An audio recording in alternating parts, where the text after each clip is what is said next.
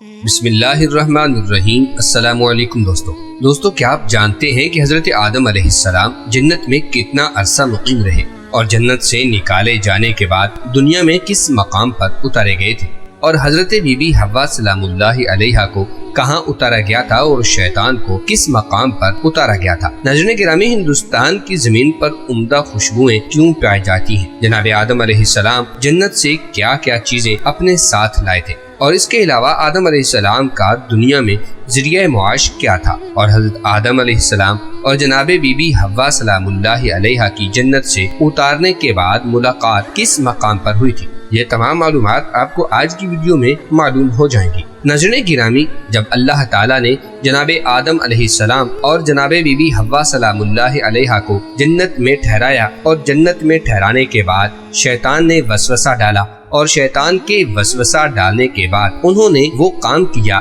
جس کام کو کرنے سے اللہ رب العزت نے منع فرمایا تھا۔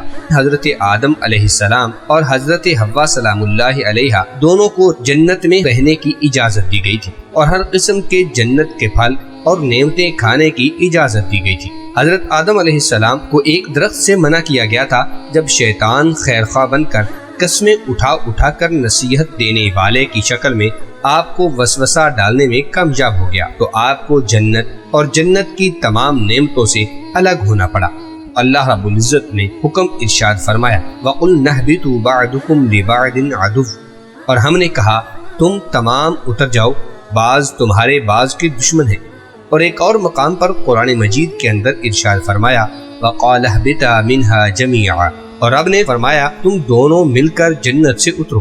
ناظرین گرامی، ان دونوں آیتوں کا مقصد یہ ہے کہ آدم علیہ السلام اور حضرت بی بی حوا کو ان کی اولاد سمیت جو تا قیامت معرض وجود میں آنی تھی زمین پر اترنے کا حکم ارشاد فرمایا۔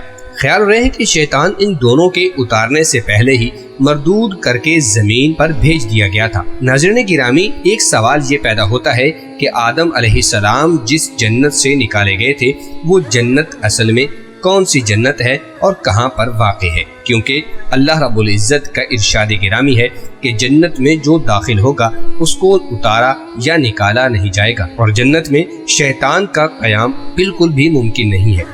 تو پھر یہ کیسے ممکن ہوا کہ شیطان اس جنت میں جا کر جناب آدم علیہ السلام اور حضرت حوا سلام اللہ علیہا کو وسوسہ ڈالنے میں کامیاب ہوا؟ ناظرین گرامی، اس میں بھی اختلاف ہے کہ یہ جنت آسمان پر تھی یا زمین پر۔ اس اختلاف کا حل اور اس کی وضاحت ضروری اور مناسب معلوم ہوتی ہے۔ جمہور علماء تو اس کے قائل ہیں کہ یہ آسمان پر تھی، جس کا نام جنت المأوا ہے، کیونکہ آیات و احادیث کا ظاہر اس کا تقاضا کرتا ہے۔ حضرت ابو ہریرہ اور حضرت حذیفہ رضی اللہ تعالی عنہما سے روایت ہے کہ رسول اللہ صلی اللہ علیہ وسلم نے فرمایا، اللہ تعالیٰ لوگوں کو جمع کریں گے، جب جنت ان کے سامنے آئے گی تو مومن لوگ حضرت آدم علیہ السلام سے کہیں گے، اے ہمارے باپ، ہمارے لیے جنت کھلوانے کی اللہ سے درخواست کریں، تو وہ جواب میں فرما دیں گے کہ تمہارے باپ کی غلطی نے تو تمہیں جنت سے نکالا تھا۔ ناظرین گرامی، کچھ علماء کی یہ رائے ہے کہ آدم علیہ السلام جس جنت میں بسائے گئے تھے وہ جنت الخلد نہیں تھی، یعنی دائمی جنت نہیں تھی،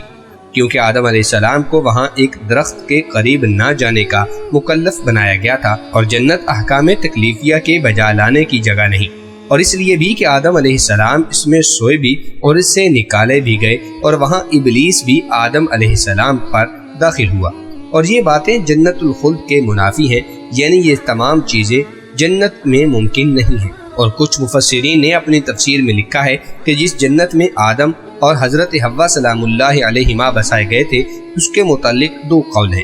ایک تو یہ کہ وہ جنت الخلد ہے، دوسری یہ کہ وہ ایک باغ تھا جس کو اللہ تعالیٰ نے ان کے لیے تیار کیا تھا اور اس کو امتحان گاہ بنایا تھا۔ وہ جنت الخلد نہیں تھی جو حقیقت میں دار الجزا ہے اور امتحان گاہ نہیں ہے۔ ناظرین گرامی، اس کے بارے میں آپ کی کیا رائے ہے اور آپ کا علم کیا کہتا ہے؟ کمنٹ سیکشن میں ضرور بتائیے گا۔ جب آدم علیہ السلام کو جنت سے اتارا گیا تو کس مقام پر اتارا گیا تھا؟ آدم علیہ السلام سر اندیب میں اتارے گئے تھے، اور حضرت حوا کو جدہ میں، اور شیطان کو پہلے ہی ایلا میں اتار دیا گیا تھا۔ حضرت آدم علیہ السلام جب زمین پر تشریف لائے، آپ کا جنتی لباس اتار لیا گیا تھا، اور جنت کے درختوں کے پتے اپنے جسم پر ڈھانپ کر تشریف لائے تھے۔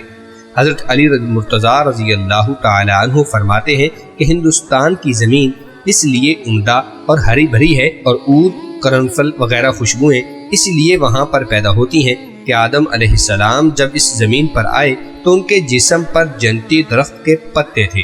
وہ پتے ہوا سے اڑ کر جس درخت پر پہنچے وہ ہمیشہ کے لیے خوشبودار ہو گیا تھا۔ ناظرین گرامی، آدم علیہ السلام جنت سے مختلف قسم کے پھل اور مختلف قسم کے بیج لائے تھے، اور 3 قسم کے پھل اور حجر اسود یعنی سیاہ پتھر جو خانہ کعبہ میں لگا ہوا ہے، اور وہ عصا جو بعد میں جناب موسیٰ علیہ السلام کے ہاتھ آیا اور جس کی لمبائی 10 گز تھی، اپنے ساتھ لے کر آئے تھے، اور کچھ سونا چاندی اور کچھ کھیتی باڑی کے اوزار بھی آدم علیہ السلام جنت سے لائے تھے۔ آدم علیہ السلام اس قدر گریہ زاری میں مشغول ہوئے کہ ان تخموں یعنی بیجوں سے بے خبر ہو گئے۔ شیطان نے موقع پا کر ان بیجوں کو اپنا ہاتھ لگایا، جس تخم یعنی بیج پر اس کا ہاتھ لگا وہ زہریلا ہو گیا اور انسانیت کے لیے نقصان دہ ثابت ہوا، اور جو بیج اس کے ہاتھ سے محفوظ رہا اس کا نفع انسانیت کے لیے برقرار رہا۔ ناظرین گرامی، سیدنا آدم علیہ السلام کے ساتھ 3 قسم کے جنتی میوے آئے تھے، ایک وہ جو پورے کھا لیے جاتے ہیں، دوسرے وہ جن کا اوپری حصہ کھا لیا جاتا ہے اور گٹھلی پھینک دی جاتی ہے جیسے کھجور، آم وغیرہ، تیسرے وہ جن کا اوپری چھلکا پھینک دیا جاتا ہے اور اندرونی حصہ کھا لیا جاتا ہے۔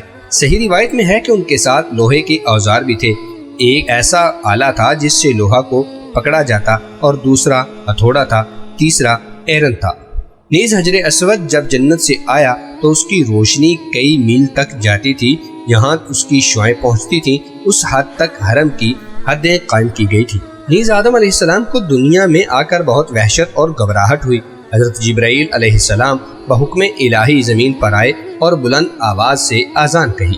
جب آدم علیہ السلام نے اذان میں حضور علیہ السلام کا نام نامی اسم گرامی سنا تب ان کی وہ وحشت دور ہو گئی۔ ناظرین گرامی، یہ تمام تر واقعات صحیح احادیث سے ثابت ہیں جن کو شاہ عبد العزیز محدث دہلوی نے تفسیر عزیزی میں ایک مقام پر جمع فرمایا ہے۔ ناظرین گرامی، یہ بھی بتاتے چلیں کہ آدم علیہ السلام نے جنت سے اترنے کے بعد کیا ذریعہ معاش اپنایا تھا، تو اسی تفسیر عزیزی میں ہے کہ سب سے اول کپڑا بننے کا کام جناب آدم علیہ السلام نے کیا، اور بعد میں آپ کھیتی باڑی کے کام میں مشغول رہے۔ نوح علیہ السلام کا ذریعہ معاش لکڑی کا کام تھا، یعنی بڑھئی پیشہ تھا۔ ادریس علیہ السلام درزی گری اور ہود علیہ السلام اور صالح علیہ السلام تجارت، حضرت ابراہیم علیہ السلام کھیتی باڑی کرتے تھے۔ موسیٰ علیہ السلام نے کچھ مدت بکریاں چرائیں، داؤد علیہ السلام زیرہ بناتے تھے، اور جناب سلیمان علیہ السلام اتنے بڑے بادشاہ ہو کر درختوں کے پتوں سے پنکھے اور زنبیلیں وغیرہ بنا کر گزر کرتے تھے۔ عیسیٰ علیہ السلام نے کوئی پیشہ اختیار نہیں فرمایا، بلکہ ہمیشہ سیر کرتے رہتے تھے اور فرماتے تھے کہ جس نے مجھے صبح کا کھانا دیا ہے وہی شام کا کھانا بھی دے گا۔ ناظرین گرامی، آدم علیہ السلام نے عرش پر محمد رسول اللہ صلی اللہ علیہ وسلم جب لکھا دیکھا تو حضور کو انہوں نے اپنی شفاعت کا ذریعہ بنایا۔ اگر آدم علیہ السلام نبی کریم صلی اللہ علیہ وسلم کے اسم گرامی کو بطور وسیلہ پیش نہ کرتے اور اسی طرح جناب نوح علیہ السلام آپ کے اسم گرامی کا وسیلہ نہ لاتے تو نہ آدم علیہ السلام کی توبہ قبول ہوتی اور نہ نوح علیہ السلام غرق ہونے سے نجات حاصل کرتے۔ جب آدم علیہ السلام نے ان کلمات کے ذریعے توبہ کی تو اللہ تعالیٰ نے اسی وقت آپ کی طرف رحمت کی توجہ کرتے ہوئے توبہ کو قبول فرما لیا۔ امید ہے کہ آپ کو یہ ویڈیو پسند آئی ہوگی۔ ویڈیو کو لائک کرتے ہوئے چینل کو سبسکرائب کر لیجیے گا۔ ملتے ہیں ایک نئی دلچسپ معلوماتی ویڈیو کے ساتھ۔ اللہ تعالیٰ ہم سب کا حامی و ناصر ہو، آمین ثم آمین۔